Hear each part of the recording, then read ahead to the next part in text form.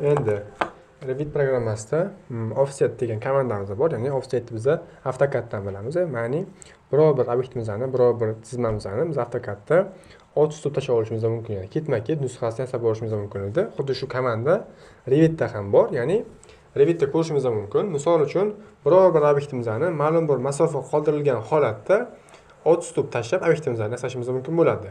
Buni ko'ramiz. Modify bo'limida bizda offset komandasi bor. Offset komandasining garajchi klavishasi, ya'ni ko'rib turibsiz, F bosadigan bo'lsak, garajchi klavishamiz aktivlashadi. Mana shu holatda komandani olamiz.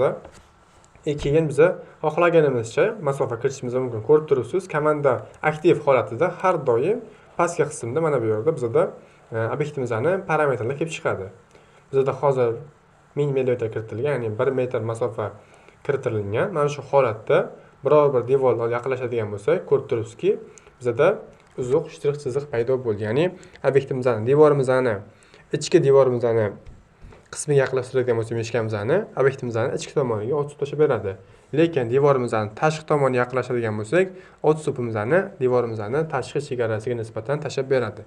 Misol uchun, shunchaki meshkamizni chap tomonini bosamiz. Ko'rib turibsiz, bizda hozir tutib tashlab berdi. Buni masofasi har doim, misol uchun siz hozir tutibni tashqi tomonidan berdingiz, shuning uchun o'lchovini ham tashqi tomonidan hisoblaydi. Ya'ni buni millimetrda ko'ramiz, ya'ni metrda o'lchab ko'ramiz. Mana bu qirradan olamiz.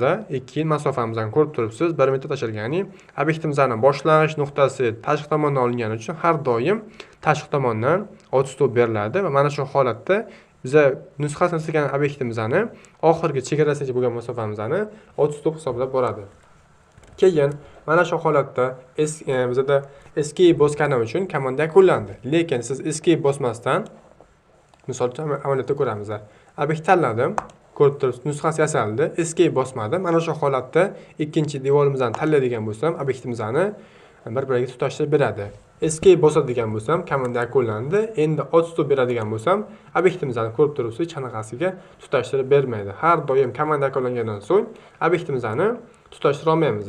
Agar komanda yakunlanmasdan turib ketma-ket offset beradigan bo'lsak, obyektimizni bir nechta qismlarini yasab olishimiz mumkin. Ko'rib turibsizki, tutashtirib olishimiz mumkin.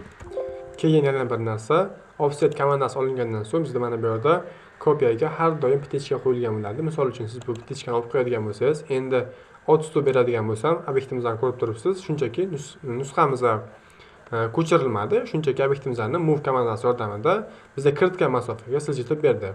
Misol uchun kopiyani yoqib qo'yamiz. Endi tutib beradigan bo'lsak, obyektimizning nusxasini yasab beradi. Keyin offset komandasi olinganda mana bu yerda parametrlarni ko'rib turibmiz. Grafika va numerical, ya'ni bizda hozir raqamliga, ya'ni offsetimizni biz ixtiyoriy ravishda raqam kiritib, obyektimizni tutib berishimiz mumkin bo'ladi mana shu holatda. Lekin mana buni yoqadigan bo'lsak, endi mana shu holatda shunchaki biz raqam kirita olmaymiz, faqat obyektni tanlaymiz.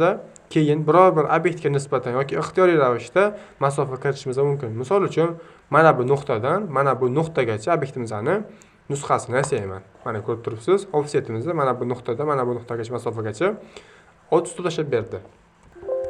Ya'ni biz bu narsa orqali biror bir obyektga nisbatan obyektimizni tutib tashlab olishimiz mumkin, ya'ni nusxasini yasab olishimiz mumkin. Yoki mana buni qo'yadigan bo'lsak, biz ixtiyoriy ravishda masofa kiritib, obyektimizni nusxasini ko'paytirishimiz mumkin bo'ladi. Ketma-ket ravishda ham nusxasini ko'paytirib borishimiz mumkin bo'ladi. Shunday qilib, hozircha stop.